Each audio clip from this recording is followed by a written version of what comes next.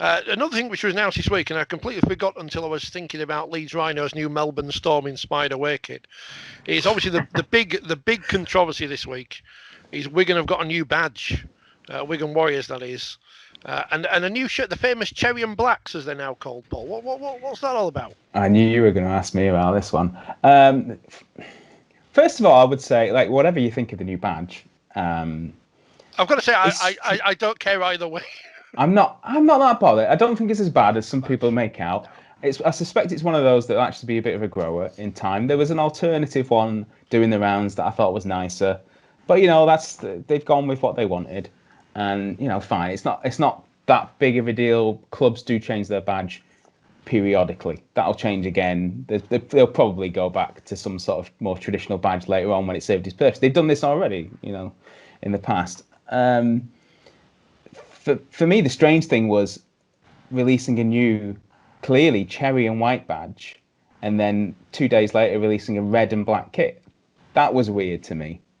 Yeah, like at least pick the same color of red, like to go with the new badge. That seemed a bit strange. Maybe the kit was designed independently. I don't know. But yeah, there's been a lot of fuss over my way about this. It's not for me, but I suspect maybe it's not aimed at me. It's okay. It's strange, isn't it, that Wigan would release a sort of modern, dare I say, American-looking sporting badge in the same week that Super League decided that North America is a waste of time. There's a bit of mixed messaging there, but the letters page of the Wigan whatever newspaper, it must be full of them people complaining. I haven't seen it, but I would. So yeah, well, Rugby League has an aging fan base in many respects, and they're gonna. A lot of people are against change, and certainly change for change's sake. Other people have won over by the argument of what we're going to try to do.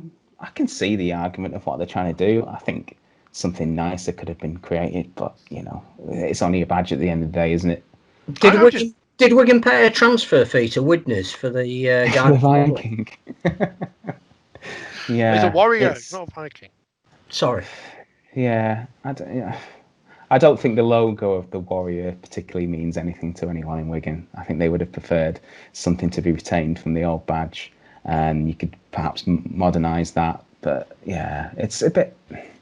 When you look at the top sporting brands in the UK, I don't think any of them particularly go down that line that it has to be a sort of modern iconography. I mean, look at Manchester City, the biggest growing brand in the UK right now. It's got a ship on it and a red rose. It's sort of traditional elements of old badges incorporated into a fresh new design. I would have thought something like that would have ticked the box, but what do I know? I'm only an unemployed journalist.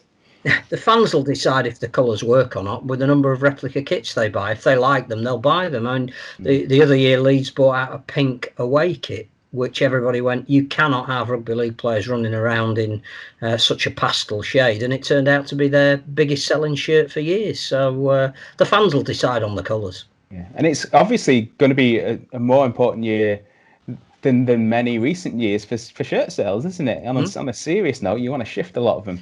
So part of me would think, well, to do that after a year where you've had this throwback, but you've not had cherry and white hoops, you might go back to a cherry and white hoops. But maybe they think actually when we do go completely different, that's when the sales pick up because it's something a bit more unique. So maybe there's a logic behind it there. It's not for me. It's a bit Salford for me. It's not a Wigan kit. The kit is nice, but it's not a Wigan kit. It's a bit Salford. I mean, I don't mean that in a derogatory term. No, but I don't mean that Salford is new slang for something that isn't very good. I just mean it looks like Salford colours, just in case you get any letters from Gemma Carter. Yeah. From Gemma, yeah.